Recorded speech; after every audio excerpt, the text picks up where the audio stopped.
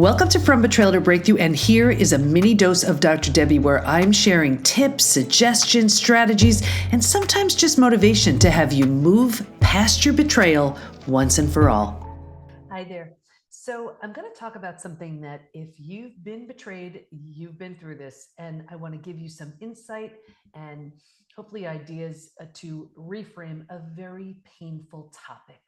And that's, what do you do when you see things like old pictures of during the time of the betrayal, and here you were thinking you were on this great vacation and celebrating with family or friends or whatever, and your partner or someone who was betraying you at the time, that's what was going on. And you were thinking, well, I was thinking this, they were thinking this, while I was doing this, they were doing this. And it creates this flood of pain. I'm bringing this up because this happened yesterday. This question came up during one of our Q&A calls with the community. And someone asked, what do we do? What do I do about when I see old pictures? It's such a painful reminder. And at first I was giving her a few ideas, and I thought, well, and I was suggesting things that I know have worked for other members of our community and me as well. And it's things like this. I was suggesting, well, sometimes you see the picture and you can still be reminded of the positive event. If it was a beautiful experience or trip or whatever you were doing, it doesn't really diminish that experience was still there. I also suggested that you can use as you see a reminder of checking in to see how far you've come, where the version of you didn't know, and this version of you does. And maybe that same picture would have absolutely taken you down. And now, as you're moving through the 5 stages from betrayal to breakthrough, as you're healing, it doesn't have that same impact on you. So use it as a measure to see and track your healing. One of our coaches had a great idea, and she suggested to just to really look at it as, let's say it's a picture, and you seem to be one big happy family, and meanwhile that's what was going on at the time. And then so one of my coaches suggested, well, still your kids were enjoying this beautiful experience. Look at the picture as a beautiful reminder of what your kids were experiencing during that time. I thought that was a great idea. My coaches are so brilliant. And then we started getting a little bit more into it. And I was talking about how, there are certain things that you have no choice. You're going to be faced with these triggers, whether it's, it could be a picture. It could be, let's say, music. Sometimes a song could be very triggering. Certain TV shows, movies. I mean, you've experienced this.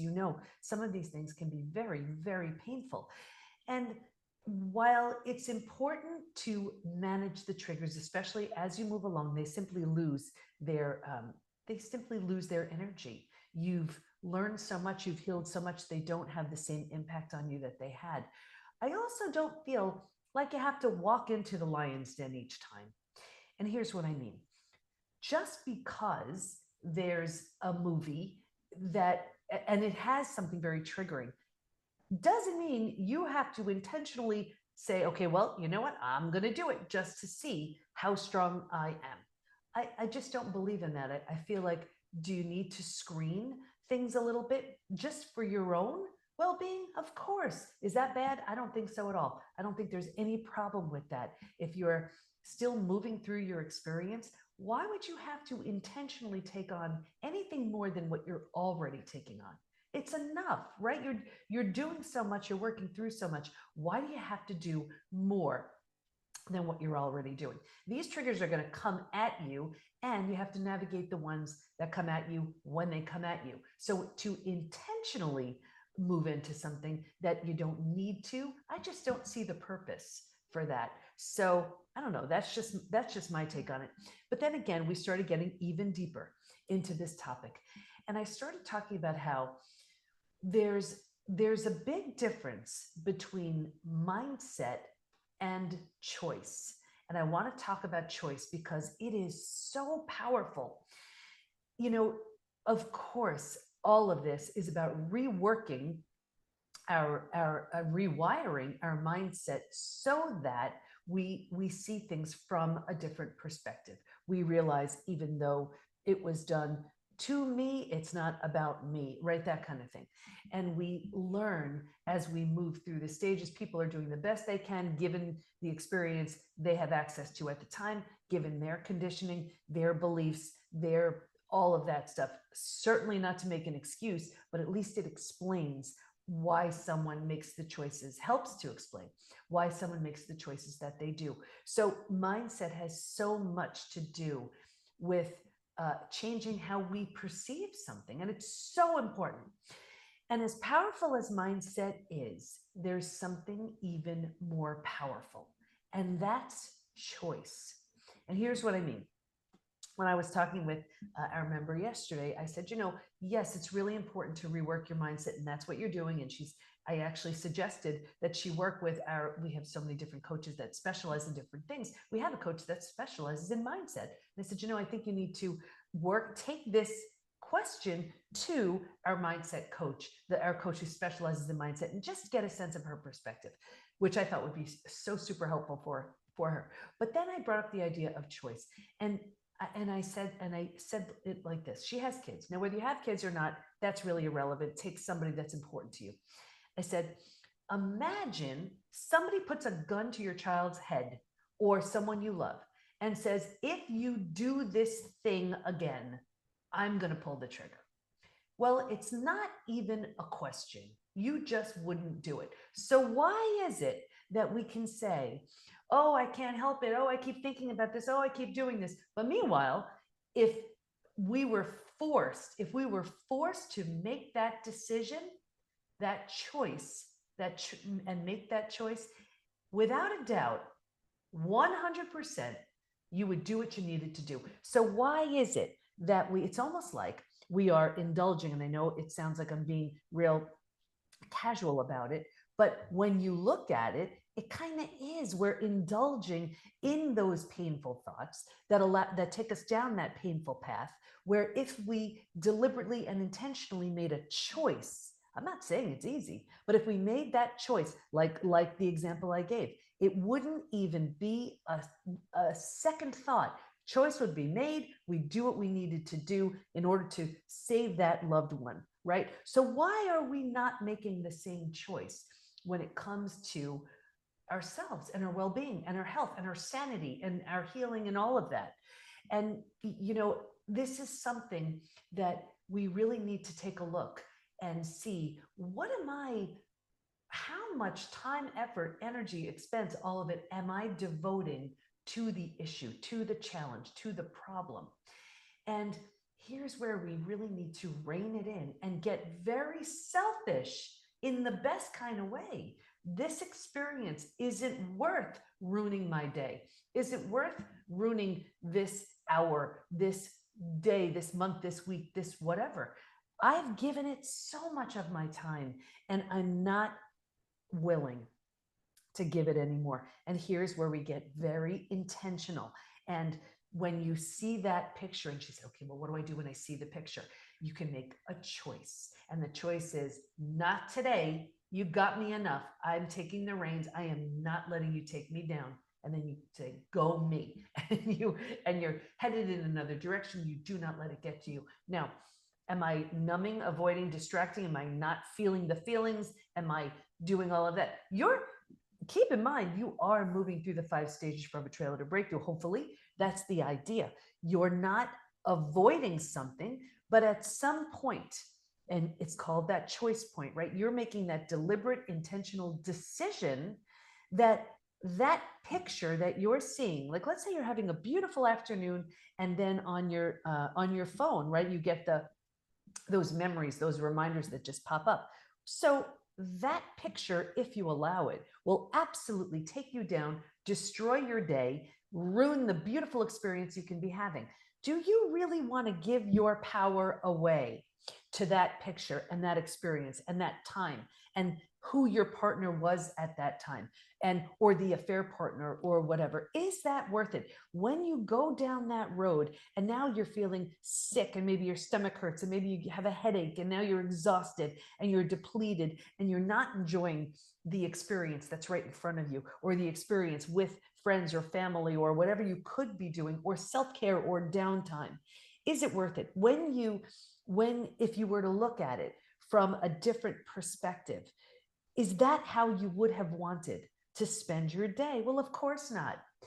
So when we just allow ourselves to let that picture take us down, of course, we're going to do that in the beginning. We need to make sense. We need to make meaning out of our experience. That's all part of the healing process. But once you get to a certain point and you're working on your mindset and you're working on understanding that this had nothing to do with you, even though it happened to you, it's not about you. Realizing that I have let this take me down. Every time I do, I come out of it no better for it, no better. I didn't come out with an insight, with a nugget of wisdom, with a new perspective. All it did was make me sad. All it did was make me angry. All it did was keep me stuck. And then that's the feeling I brought into the rest of my day. That's the feeling I went into as I approached something, my next thing, when I went to work, when I saw my kids, when I saw my friends, when I went about my errands, responsibilities I had to do for the day. Think about going into the day that way, as opposed to going into the day with, you see the picture, you make a choice as if there is a gun to a loved one's head. Oh no, not today. Nope. Thank you very much. I got this. And then you high five yourself as if you are such a rock star, because you are. You say, you know what? Look at me. Go me. Go me. This has already taken away so much from me. I am not allowing it to take away any more from my health, from my well-being, from my sanity, from my everything. Now, through the healing process, you will be faced with so many of these experiences.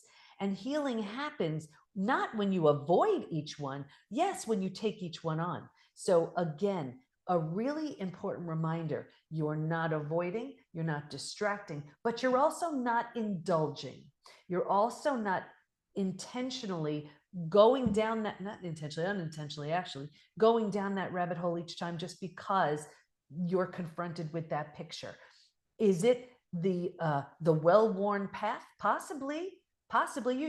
You probably did that how many hundreds, how many thousands of times. So at some point, you need to look at it objectively and say, what have I extracted from this? What have I gained? What have I gotten from this? Did I come out of it any better for it? And if the answer is no, then you still work on the mindset, but you up the game and you turn it into choice, where I am making this deliberate choice not to allow this to ruin my hour, my day, my week, my month, my whatever. Right. And, I remember writing about this in The Unshakable Woman a couple of books back. And I also called something we have the life crisis: death of a loved one, disease, natural disaster, divorce, devastation of some kind, abuse, betrayal, whatever. And then I talk about the self-induced life crisis. And this is, again, about that decision, about that choice. This is the day you have that conversation. You throw out the cookies, you join the gym, you make that doctor's appointment, you quit the job. It's that day. There's some sort of resolve, some sort of decision that's been made where you've had enough of your old way, your old behavior, what it's gotten you. And you make that decision. You don't know what it's going to lead to, but you know that it's going to be different than the results you're getting from acting and reacting in the way you've been. So I call that the self-induced life crisis. And it's not necessarily a bad thing at all. It's actually a great thing. And you've seen people in your life who've done this, where they've really made that intentional, deliberate decision. And you're like, I'll have what they're having. They're different.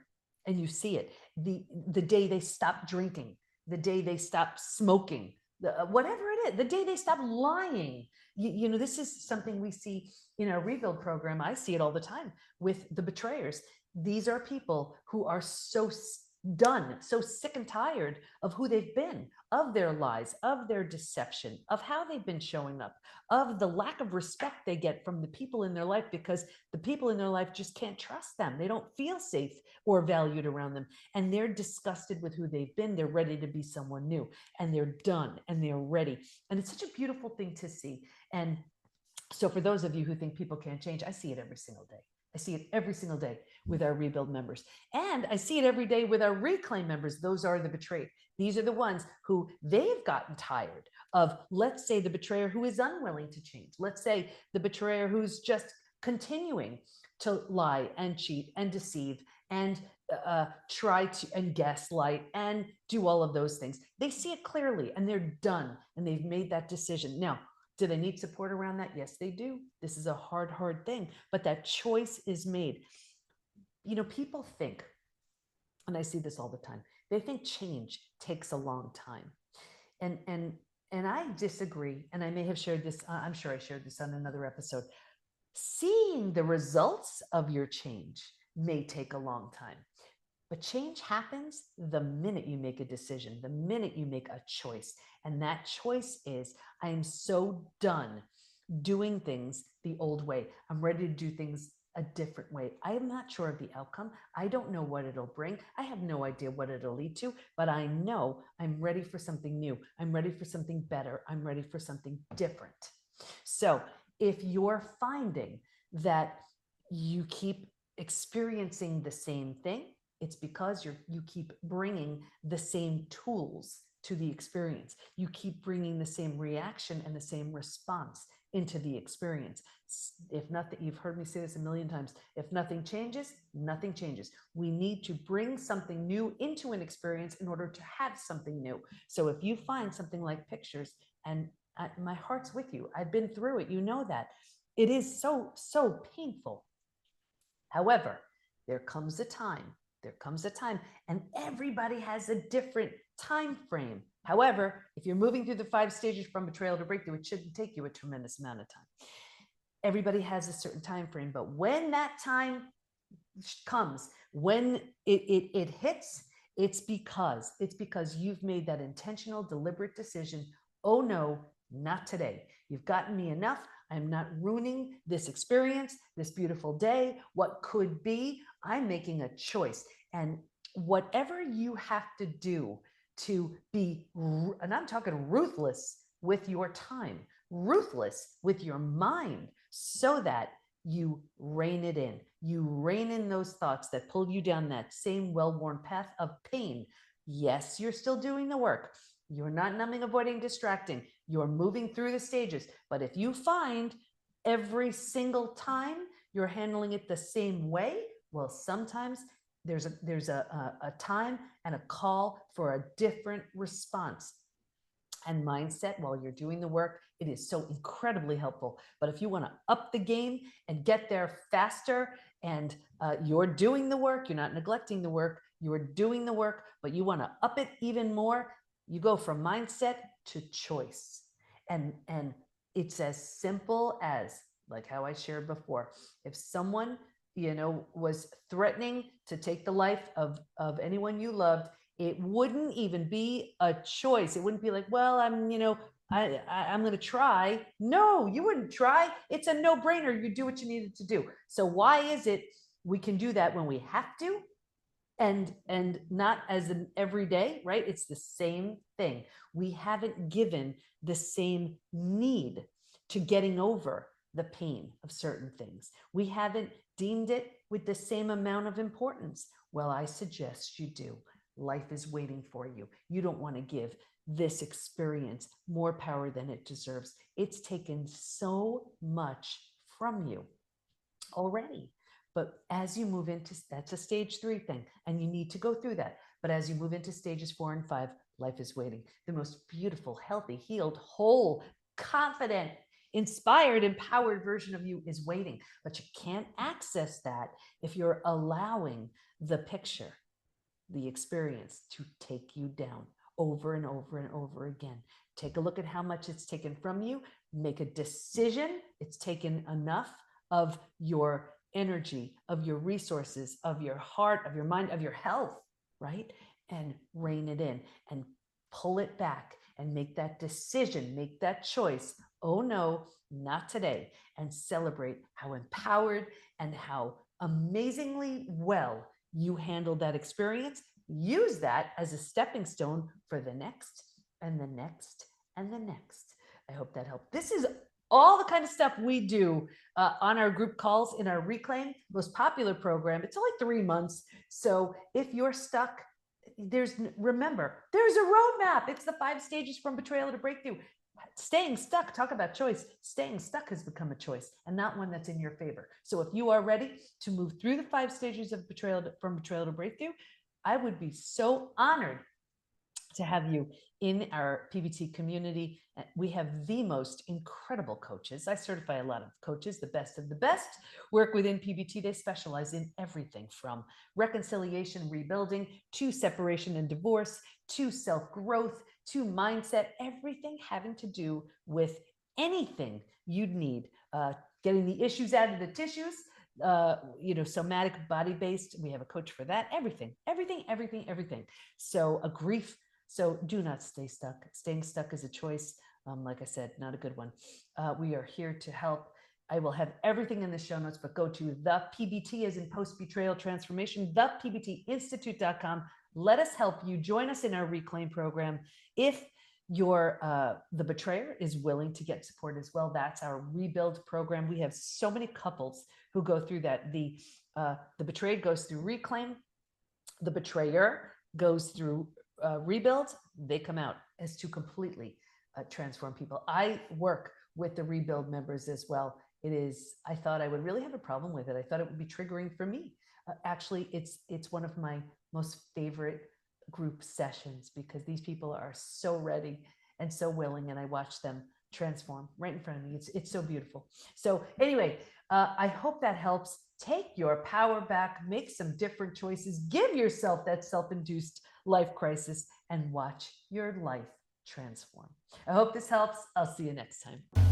You need the right tools, support, and the right community to move through the 5 stages from betrayal to breakthrough. And we have all that within the PBT Institute. So join us at the PBT, as in post-betrayal transformation, thepbtinstitute.com. There's a version of you who's so confident, healthy, peaceful, and happy on the other end of your healing. And we can't wait to help you get there. We got you. Thanks for listening. And here's to your breakthrough.